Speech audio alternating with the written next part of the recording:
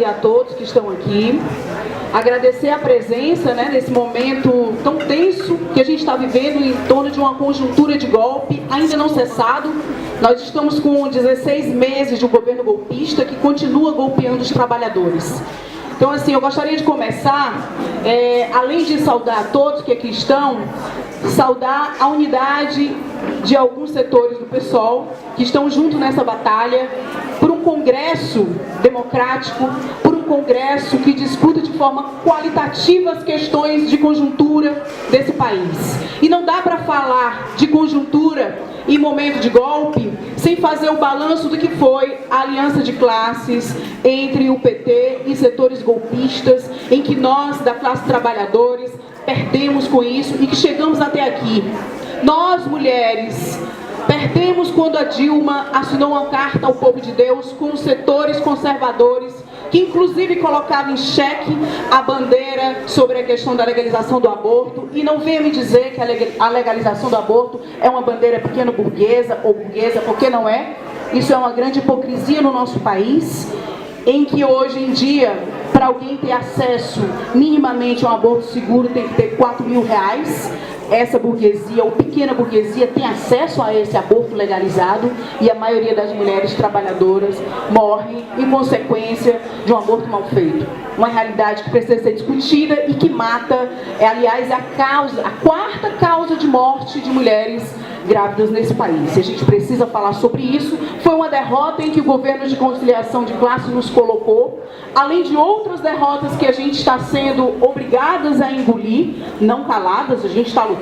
O 8 de março foi uma luta referencial para nós, mulheres lutadoras, para nós, mulheres socialistas, uma luta importante que abriu um calendário de lutas importantíssimo que a gente não pode esquecer, e a gente não pode baixar a guarda diante de um ataque que foi o dia 30 de junho, uma derrota que foi, em nome de um setor que continua apostando no processo eleitoral e conciliação de classe, e agora com a Fiesp, o setor mais golpista desse país, as centrais sindicais desses setores. E a gente não pode admitir isso, e não podemos continuar de cabeça baixa desde o dia 30 de junho até aqui. É preciso fazer um setembro de lutas, um outubro de lutas, um novembro, que vier. A gente vai estar lutando, vai estar disposto a não aceitar esse projeto de conciliação de classe, a não esperar eleições de 2018, porque sabe-se lá se terá eleições de 2018? Isso está sendo colocado para nós nesse momento. Então a gente precisa ir às ruas, sim, para fazer o chamado a todas as categorias que a gente está inserido, aos bairros, às mulheres, aos LGBTs, aos negros que também muito perderam. Não é à toa que a gente está quase 70% de aumento de homicídio da população negra nesse estado do Ceará. Isso não é à toa, isso é uma derrota para nós, para a classe trabalhadora. Isso não vem do nada. Isso tem a ver com essa política de alianças também. Não é à toa que a gente também bate recorde em morte de LGBTs, bandaras. A gente hoje nas escolas não pode discutir o combate à homofobia, porque a escola sem homofobia foi negociado por essa conciliação de classes alguns anos atrás. E isso a gente não pode mais aguentar, essa conciliação de classes que nos trai o tempo todo, que negocia os nossos direitos. Como bem colocou a Raquel, esse histórico de lutas, esse histórico de ataques, que vai para além das reformas trabalhistas, da terceirização, da lei do teto, ela continua aí. É para a gente ter orgulho, inclusive, que a reforma da Previdência ainda não foi alcançada, como eles estavam querendo, como estava sendo programado. A gente está resistindo com muita dificuldade, é verdade. Por isso que estamos aqui. Que coisa linda é a luta de classes que nos une. E a gente precisa unir nesse exato momento para fazer um chamado e ir às ruas, para estar combatendo isso e não esperar 2018 como muitos estão querendo. Então eu queria fazer um chamado para as ruas, para que vocês conheçam a nossa tese, para que a gente possa fazer um congresso qualitativo, um congresso que discuta os rumos do PSOL, os rumos de luta e não de conciliação de classe, e não espera de um calendário eleitoral. Um PSOL diferente, um PSOL militante, que a gente tem à disposição de vir hoje, mas de ir todos os dias que seja necessário para que a gente esteja lutando. É esse o PSOL que nós queremos, um pessoal militante, um pessoal organizado de homens, mulheres, gays, negros, de toda a classe trabalhadora e também de desempregado que está batendo recorde nesse país. O governo está falando uma grande mentira, desenvolvimento do país. Que mentira! Que desenvolvimento é esse? Gostaria de passar para o companheiro. Aí.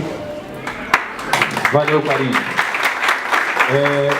Dando continuidade a isso, é importante dizer, né, que, primeiro, esse congresso ele deve servir para fazer o debate do programa político do PSOL, porque a todo congresso nós renovamos esse programa. O nosso programa não é só o programa que diz respeito à questão eleitoral, mas passa por ele também, e é fundamental, a partir do chamado que os companheiros e companheiras do MAIS fazem, e tantas outras correntes têm levantado em relação à disputa presidencial, né, que primeiro, antes da disputa presidencial, que ninguém sabe nem que eleição ou como a eleição será, e aí todos os companheiros e companheiras que estão aqui no campo de esquerda e em outros setores têm colocado bastante, é fundamental fortalecer a luta contra todas essas reformas e todos esses golpes cotidianos que a gente vive. Partido vivo, de um partido militante, onde as decisões elas possam ser tomadas mais pela base, ser chamada a base mais para participar, através dos setoriais, através dos núcleos, e um partido que seja profundamente coerente com esse programa. Porque, na verdade, as alianças feitas pelo petismo ou pelo lulismo foram profundamente coerentes com o programa desenvolvimentista que eles defendiam, que só era possível, inclusive, entregar alguma coisa para a classe trabalhadora, para o conjunto do povo pobre, oprimido e explorado, enquanto o capitalismo permitisse, enquanto não houvesse um cenário de crise econômica. Quando vem a crise, é justamente dos trabalhadores, do povo pobre que vai cortar, como foram as medidas provisórias 664 e 665, por exemplo, já no governo da Dilma, né? Antes mesmo de, inclusive, assumir o caso da reeleição. E é isso que nos leva de esparrela em esparrela a cada golpe. Por isso que é importante que nós do PSOL deixemos absolutamente evidente que o nosso papel, e nós devemos reivindicar isso no processo político desde já e no processo eleitoral, que continua como um processo de disputa política mais acirrado, onde a gente dialoga com camadas cada vez maiores da população, que nós devemos revogar todas as medidas do governo golpista. A PEC 55, a reforma trabalhista, só falta um minuto, a reforma trabalhista, a reforma do ensino médio, todas essas, porque não é possível você defender a reforma agrária aliada com o agronegócio. Não é possível você defender uma reforma política, uma reforma trabalhista que defenda mais direitos para os trabalhadores, aliado com o capital financista. Por isso, é importante a gente fazer alianças que sejam coerentes com o nosso programa. Nesse sentido, a única aliança possível com um campo dentro da esquerda, que não esteja dentro do campo da esquerda socialista, é só se esse apresentasse uma profunda contradição com essa sua direção desse partido ao qual fizesse parte. Portanto, nós somos profundamente críticos, especialmente com a aliança que o partido fez, e nós defendemos que entregue os cargos no governo do Macapá, porque o PSOL não pode estar numa prefeitura onde o vice é do DEM, que foi bancado em mais de R$1 milhão com o dinheiro do Diretório Nacional do DEM. Isso é um problema para o partido, e isso dificulta um debate político programático mais qualificado, porque coloca uma incoerência profunda em relação, inclusive, àquilo que a gente cobra de autocrítica do petismo e do lulismo.